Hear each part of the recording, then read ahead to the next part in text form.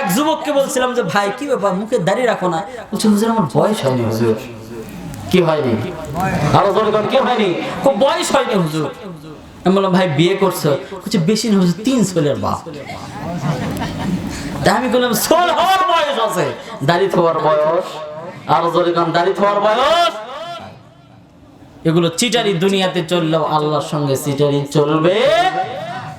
ইবাদত করছে কয় বছর? আরো জোরে কোন কয় বছর? 12 বছর বাইজিদ বোস্তামে ইবাদত করার পরে চিন্তা করলো, আল্লাহ 12 বছর ইবাদত করলাম, আমার ইবাদত কি তোমার পছন্দ হলো? এবার আল্লাহর ওলি বাইজিদ বোস্তামি আসমানের দিকে তাকায় বলে, আল্লাহ আমার ইবাদত কি তোমার পছন্দ হয়েছে? গাছের নিচে বসে আসমানের দিকে তাকিয়েছে, আর গাছের উপরে ছিল একটা কাক। বাইজিদ বোস্তামের মাথা বরাবর ওই কাকটা পায়খানা করে দিছে, বাইজিদ বোস্তামের নাকে পড়ে গেছে। আওয়াজ করে বলেন না নাউজুবিল্লাহ। আল্লাহর ওলি কয় 12 বছর ইবাদত করে এই পুরস্কার?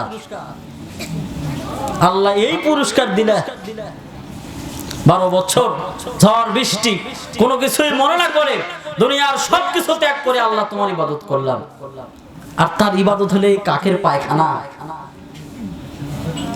এবার বাইজিদ বোস্তামি মনের ভেতরে একটু কষ্ট লেগে গেল, সর্বনাশ রে, এ কাক 12টি বছর ধরে এই জায়গায় বসে আমি আল্লাহর ইবাদত করি, আর তুই আমার মুখের ভিতরে পায়খানা করে দিস। এবার একটু রাগ নিয়ে ওই কাকের দিকে তাকালো। ওই কাকের দিকে তাকানোর সঙ্গে সঙ্গে বাইজিদ বোস্তামি রহমাতুল্লাহ আলাইহি চোখটা বড় বড় করে কাকের দিকে তাকানোর সঙ্গে সঙ্গে ওই কাকটা জালে পড়ে সারকার হয়ে জমিনের ভিতরে পড়ে গেল। আওয়াজ করে বলেন না আল্লাহু আকবার। এবার বাইজিদ বোস্তামি কয় না রে, 12 বছরের ইবাদত তো বিফলে যায়। কথা কন না, বিফলে যায়, তার মানে কিছু কাজ হচ্ছে। কথা কন ঠিক কিনা? কিছু একটা হচ্ছে।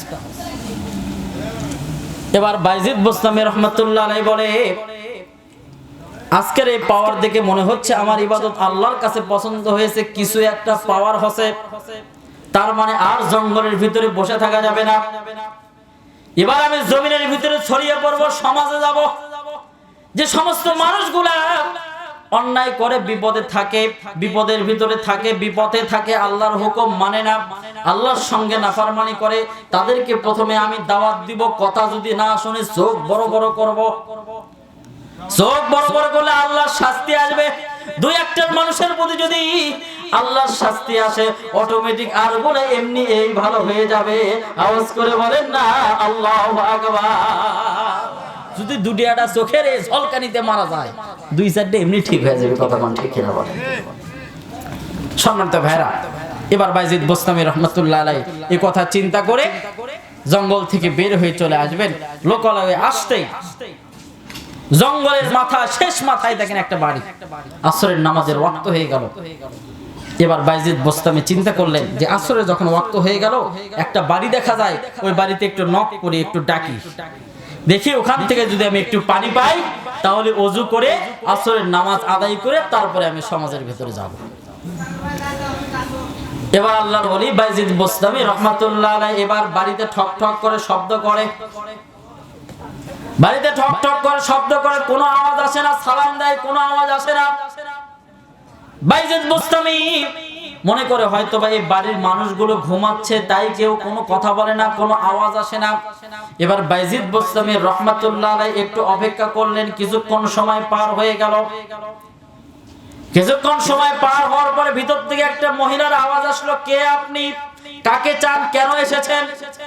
এবার বাইজিদ বোস্তামি ডাক দিয়ে বলে, মানে আমি একজন দূর দেশের একটা পথিক, আমার একটু আসরের নামাজের সময় হয়ে গেছে, 1 ঘটি পানির যদি ব্যবস্থা করে দাও, ওযু করে আল্লাহর বান্দা আসরের নামাজ পড়তে চাই।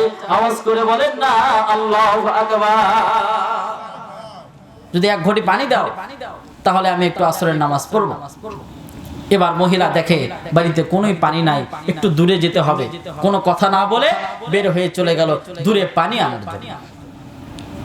দীর্ঘ সময় পার হয়ে যায়, বাইজিদ বোস্তামের আর ধৈর্য কাটায় না। খেরে পানি চাইলাম, প্রথমে ডাকলাম, জবাব আসলো অনেকক্ষণ পরে, আবার পানি চাইলাম, আবার কোনো খোঁজ খবর নাই। আসরের নামাজের ওয়াক্তের সময় তো অল্প, নামাজই বেনামাজ শেষ হয়ে যায়। এবার বাইজিদ বোস্তামি রহমাতুল্লাহ আলাইহি ধৈর্য কুলায় না। দীর্ঘ সময় পার হওয়ার পরে মহিলা চলে আসলো, বলছে হুজুর আমি পানি এনেছি। এবার বাইজিদ বুস্তামি ডাক দিয়ে বলে, দেখো নামাজের ওয়াক্ত প্রায় শেষের দিকে, তোমার এত কেন দেরি হলো? বাইজিদ বুস্তামি একটু রাগান্বিত হয়ে গেল, তার কারণ ভিতরে পাওয়ার ঢুকছে। পাওয়ার কতক্ষণ ঠিক কিনা বলেন? মানুষের ভিতরে পাওয়ার ঢুকলে গরম হয় কিনা কোন? আরো জোরে কোন হয় কিনা বলেন? 5 বছরের জন্য সিএর বলে যে গরম কতক্ষণ দেখে, মেম্বার হলে তার পাওয়ার এলাকায় থাকা যায় না, আর উপর দিকে গেলে যে কি হবে আল্লাহ ভালো জানে। তো বাইজিদ বুস্তামি রহমাতুল্লাহ আলাইহি যেহেতু চোখের একটা পাওয়ার আছে, কতক্ষণ ঠিক কিনা বলেন, তো ভেতরে অটোমেটিক একটা গরম হয়ে গেছে। এবার বাইজিদ বুস্তামি রহমাতুল্লাহ আলাইহি রেগে গেলেন, মহিলা কেন এত দেরি করলাম, আমার নামাজের সময় তো বিলম্ব হয়ে গেল। এবার ভিতর থেকে মহিলা জবাব দেয়, বাইজিদ তুমি কি আমাকে ওই জঙ্গলের ভিতরের কাক পেয়েছো নাকি, যে কথা না শোনার কারণে তার দিকে তাকাইয়ে তুমি তাকে শাস্তি দিলা, জোরে পড়ে সরকার করে দিলা? আমি কিন্তু বনের কাক নয়, আমি একজন আল্লাহর বান্দি। আওয়াজ করে বলেন না আল্লাহু আকবার। বাইজিদ বুস্তামি চিন্তা করে, সর্বনাশ রে, কয় কি রে, জঙ্গলের ভিতরে 12 বছর আল্লাহর ইবাদত করে যে পাওয়ার হলো, আর এই মহিলা সে খবর জানলো কেমনে? তার মানে পাওয়ার আমার চাইতে আর বেশি না কম? আরো জোরে কর। বাইজিদ বুস্তামির মাথা চক্কর দিল, কয় কি, সামান্য একটা মহিলার পাওয়ার আমার চাইতে বেশি? বাইজিদ বুস্তামি চিন্তা করে, ছোট্টবেলা থেকে এত কষ্ট করে পড়াশোনা করলাম, আর একটা মহিলার কাছে আজকে আমি হেরে যাব? সম্মানিত ভাইয়েরা আমার, বাইজিদ বুস্তামির বয়স যখন 7 বছর, সেই সময় তার বাবা মারা যায়। তার মা নিয়ত করে, আমার সন্তানটাকে আমি অমানুষ করব না, আমি যদি গ্রামের ভিতরে রাখি, গ্রামের ছেলে মেয়েদেরকে সঙ্গে যদি তাকে ঘোরাফেরা করতে দেখি, তাহলে আমার সন্তানটা নষ্ট হয়ে যাবে। মাদ্রাসায় দিব, হুজুরের সংস্পর্শে রাখবো, জগতে বিখ্যাত একজন আলেম বানাবো আমার বাইজিদকে। আওয়াজ করে বলেন না আল্লাহু আকবার। তার মা একজন আলেমের কাছে নিয়ে গেল, 7 বছরের সন্তান বাইজিদকে নিয়ে গিয়ে বলতেছে, হুজুর আমার সন্তানকে আপনার হাতে তুলে দিয়ে গেলাম, আমার সন্তানটা এতিম, বাপ নাই, হুজুর আপনার কাছে দিয়ে গেলাম, যতদিন পর্যন্ত আমার সন্তান আপনার মতো না হবে, ততদিন পর্যন্ত আমার বাইজিদ যেন বাড়িতে ফিরে না যায়। এবার হুজুর বলল, আচ্ছা ঠিক আছে, যতদিন পর্যন্ত আমার সমান এলেম অর্জন না করবে, ততদিন পর্যন্ত আমি বাইজিদকে তোমার বাড়িতে ফিরে দেব না। এবার 1 দিন 2 দিন 3 দিন করে 3টা মাস পার হয়ে গেল। 7 বছরের সন্তান বাইজিদ, তার মনের ভিতরে একদিন মায়ের কথা মনে পড়ে গেল। মায়ের কথা মনে করে 2 চোখ দিয়ে পানি ঝরে দিল, মায়ের কথা বলে কান্নাকাটি শুরু করলো।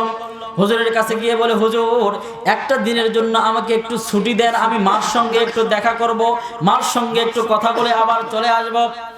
এবার হুজুর বলে, বাবারে আমি তো ছুটি দিতে চাইলেও আমি দিতে পারবো না, তার কারণ হলো বাইজিদ রে, তোর মার সঙ্গে আমি ওয়াদা করেছি, যতদিন পর্যন্ত আমার মতো এলেম শিক্ষা অর্জন তোর না হবে, ততদিন পর্যন্ত তোরে আমি ছুটি দিতে পারবো না। আওয়াজ করে বলেন না আল্লাহু আকবার। এখনকার বাপ মা সহ্য করবি এটা? আমার তো মাদ্রাসা আছে, সকালে দিলে দুপুরে 3-4 বার যায় দেখা করার জন্য, এই তো অবস্থা। তো বাইজিদ বুস্তামি রহমাতুল্লাহ আলাইহি শিক্ষক বলে, বাবারে বাইজিদ, তুই তো ছোট মানুষ, তোর মনের মধ্যে মায়ের কথা মনে পড়বে, মার কথা মনে পড়বে, মার কাছে যাইতে ইচ্ছা করবে, কিন্তু আমি তো তোর মায়ের কাছে ওয়াদা করেছি রে বাবা, যতক্ষণ পর্যন্ত আমার মতো আলেম তুই না হবি, ততক্ষণ পর্যন্ত তোর মায়ের কাছে তোকে আমি দিয়ে যাব না। এবার বাইজিদ বুস্তামি রহমাতুল্লাহ আলাইহির কান্নাকাটির আওয়াজ আরো বেড়ে যায়, অস্থির হয়ে যায়। ছোট্ট মানুষ যখন মার কথা মনে করে নিজেকে আর থামাইতে পারে না, অস্থির হয়ে যায়। এবার শিক্ষক ডাক দিয়ে বলে, বাইজিদ রে, একটা সত্যে তোকে আমি ছুটি দিতে পারি, তোর মায়ের কাছে যাওয়ার অনুমতি দিতে পারি, এই কোরআনটা যদি আমাকে শোনাইতে পারিস, মুখস্থ হেফজ যদি শোনাইতে পারিস, বাইজিদ আগামীকাল তোর জন্য ছুটির ব্যবস্থা হয়ে যাবে। আওয়াজ করে বলেন না আল্লাহু আকবার। 1 রাতের মধ্যে পুরা কোরআন মুখস্থ করা সহজ না কঠিন? আরো জোরে কর, খুবই কঠিন। কেমনে হয়? বছরের পর বছর মাদ্রাসায় সন্তান থেকে কোরআন হেফজ করতে পারে না, আর 1 রাতের মধ্যে কেমনে হেফজ করে? ওস্তাদ মনে করেছে এটা বাইজিদের পক্ষে সম্ভব না, যখন সকালবেলা আমাকে পুরা কোরআন শরীফ শোনাতে পারবে না, আমি বলবো বাবা তোমার ছুটিও মঞ্জুর হবে না।